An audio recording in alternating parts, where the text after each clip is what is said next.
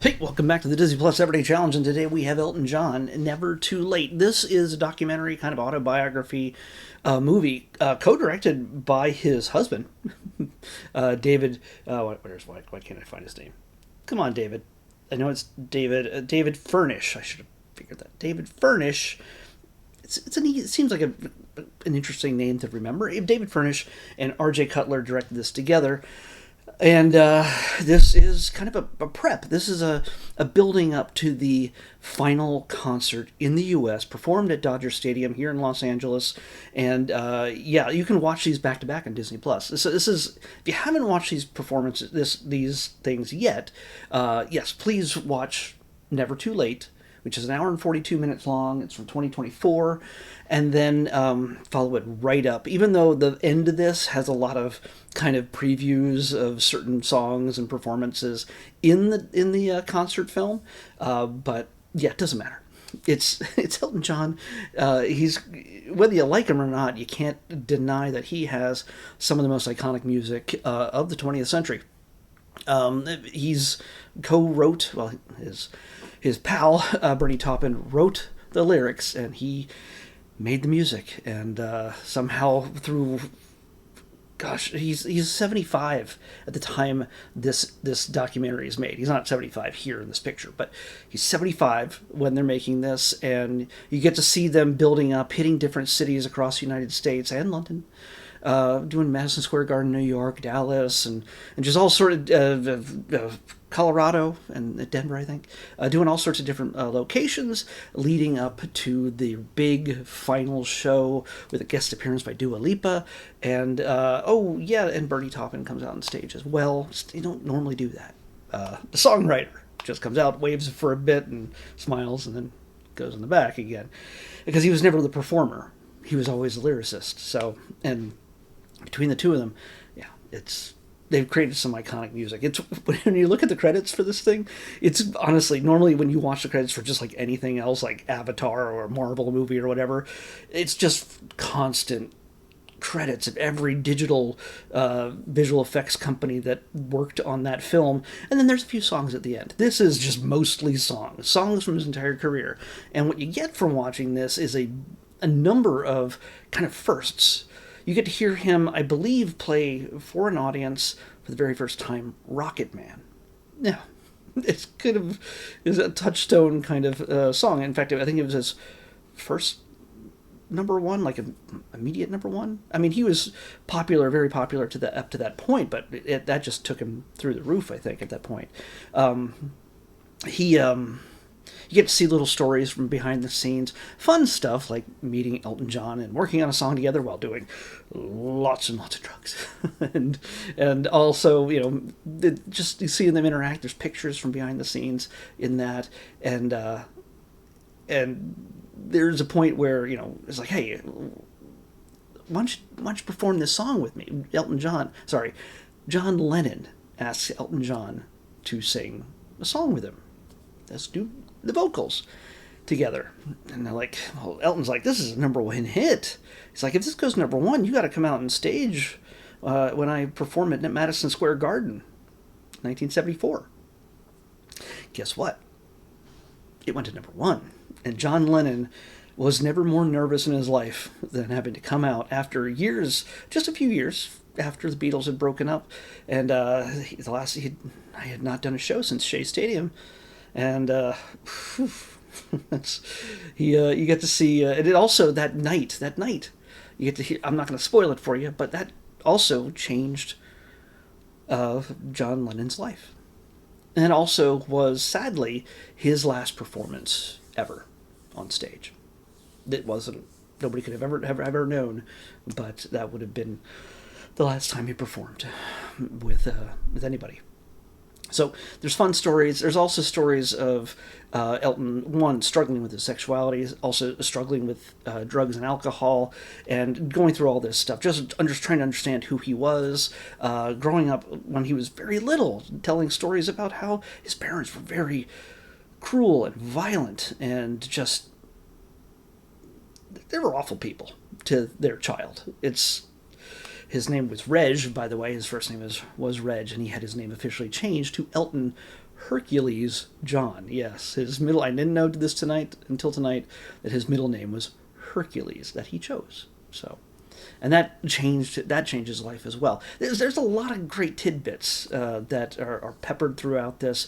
Is a lot of it's a lot of serious parts, but there's also a lot of humor, and you get to see just how he is working with others as they build up to the big finale concert, and just a lot of deep dives into his past. There are snippets of dialogue, interviews that were recorded decades ago that are peppered throughout this. Interviews that would be prescient, that would sort of, let's say, look at what was to come for him, how he was, how he's driven to perform, how he's driven to make music, and things like that. He cites his influences and everything else. So this is like a really long ago interviews, but they were still relevant even in here in 2024 when this was put together. So you get a lot of different eras sort of all mixed together. You get, if you're an LA person, you get to see him bringing his kids and his family, basically his family, and just standing inside the Troubadour. It's been 2 years or so since I've seen a show at the Troubadour. It's a very small club, and he changed his career in that moment when he first played the Troubadour with his band way back in the 70s.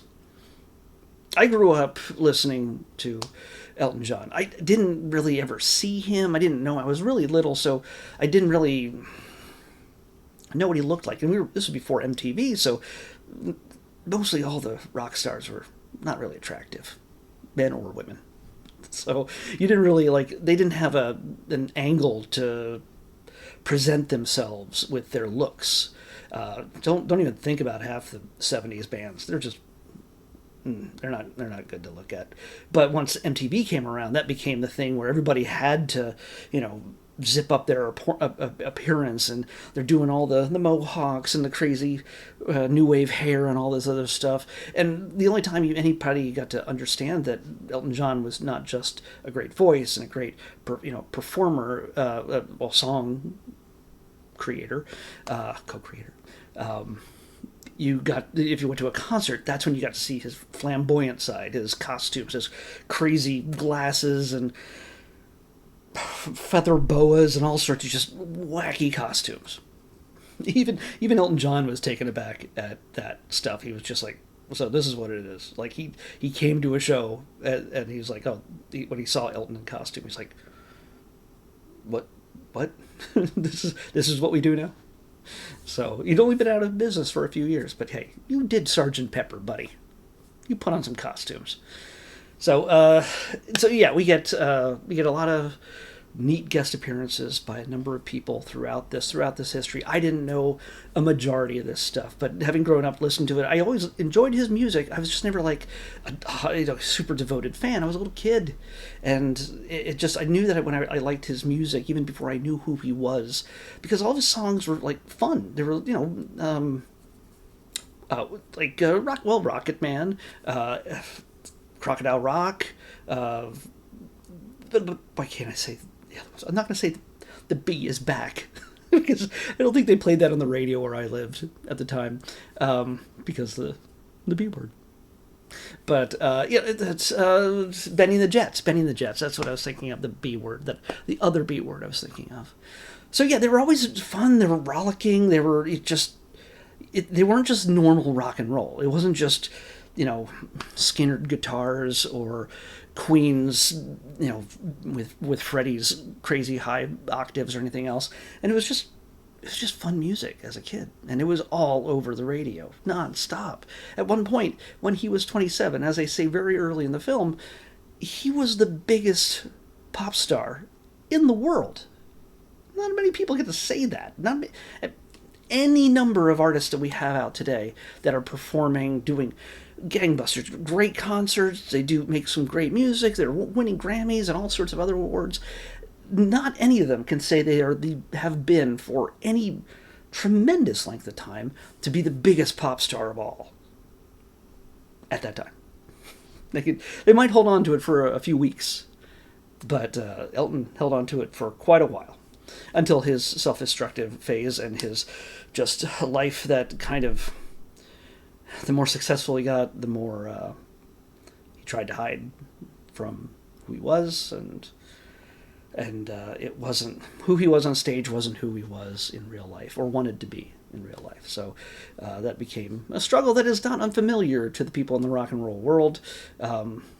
So yeah, it builds to a nice crescendo with the big show at the end. Just some little preview snippets of what you'll get if you watch the concert directly after. One of the great things about this, by the way, I fit the concert and the biography, the documentaries, and the reality shows all together in one category, and it has a lot of different things in it. Like I just said, there's a lot of different subcategories to the red section, and I realized that while we do have way too many reality shows, and half the documentaries seem to be about sharks or animals or mountains or, Incas or just ancient civilizations, which are all fine. I'd like to learn about these things.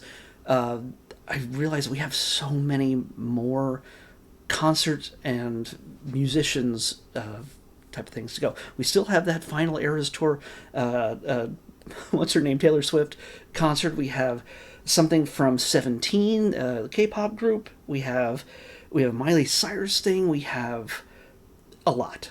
And by the way, I think there's also a Hannah Montana 20th anniversary coming out in a few weeks or months. I'm not sure which, but it's either March or April. I'm not sure which.